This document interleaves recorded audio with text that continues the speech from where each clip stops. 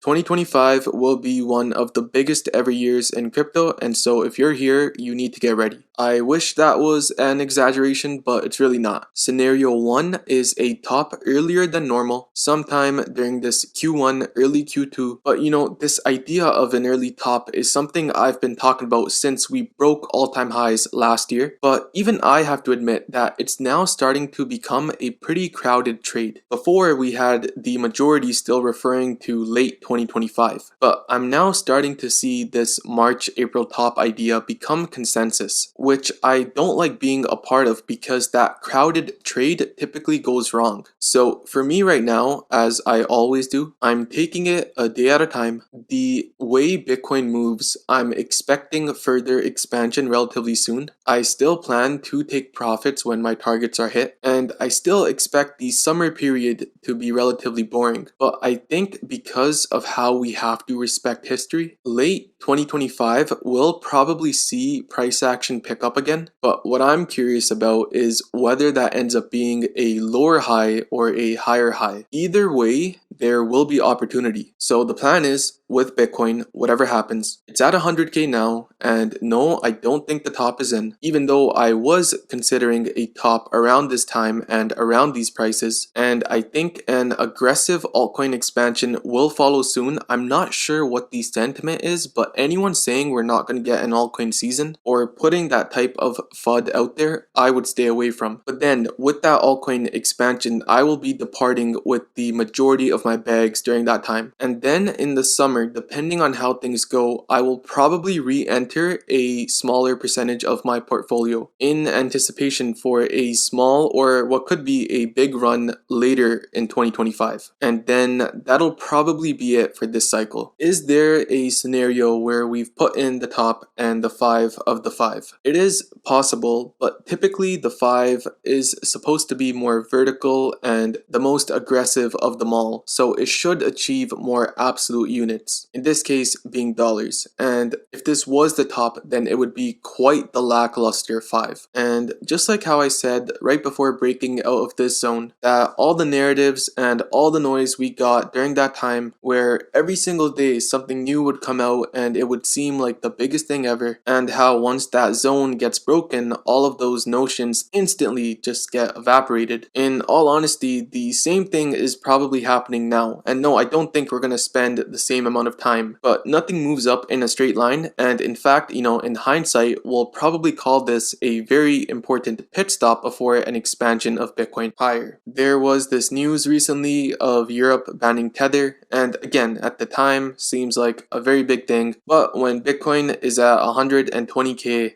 it will not matter. Also, to put it into perspective, something I've been mentioning time and time again on my channel, if we reference the previous altcoin season, the reason it was so paramount and successful is because of, first, the market caps that a lot of these winning altcoins got to, and second, the everything up nature that occurred where every altcoin had at least some sort of success. Now, something I hypothesized, I think back in 2023, was how this cycle we will have something different occur, which is the sheer amount of tokens, and how not all of them across the board will get love. Even though we expect the total market cap to get up to 5 to 8 to 10 trillion, I still don't think that's enough liquidity to make everything go up by a lot. However, that then could refortify the fact that the winners and whoever they are this cycle could really win, and how last cycle the new cycle winners got to market caps of 50 to 100 billion, things like Solana and Terra Luna, Polkadot, and how this cycle and how deep we're in it, only 3 new cycle tokens have hit 10 billion, with Sui, Pepe, and Hyperliquid. So what does that all mean? Once things get going, it's going to be difficult to get involved. I expect these various altcoins who are primed to be winners to receive an influx of liquidity that is so vicious that it's going to be difficult to handle. You are saying you want an altcoin season, but I don't know if you really do, because once it starts, the entry part of things is officially done. Where if you still have sidelined capital to invest, with every decision and rationale you come up with, it's going to be negated by the fact that price has climbed up even higher. And then the idea of selling, you won't sell. Why would you? Because every single day you wake up during those 8 weeks, you'll have more money than you did the day before. And so if you sell, that feeling goes away. Until one day you wake up and you're down 50% and you realize you'll never get that back. So like I said in my prior videos, because of these things, I hate the bull market. It's not a good place because I know how it ends, which I'd classify as failure for most people. So it's easy, right? Have an exit plan, scale out, and stick to it. And then at the end, have like a 20% moon bag that you can ride to infinity. I'd like to provide some updates across the board with DeFi. Aave still bullish on, probably makes new highs, so keep holding if you are. Frax I gave on Twitter recently, and this one I'm still holding and bullish on. Curve, no changes whatsoever. Make sure to follow me on my Twitter with link in description for any updates like that. I also want to show this post by Gert Van Lagen. Now, over the past 2 years, this guy has taken a lot of hate because he's consistently been posting this type of price action, and I want to give the guy credit because of how consistent he's been in this idea and so far how right he's been. You could argue that the most difficult part of everything is about to come up, which is sort of the final vertical blow off top to what he says is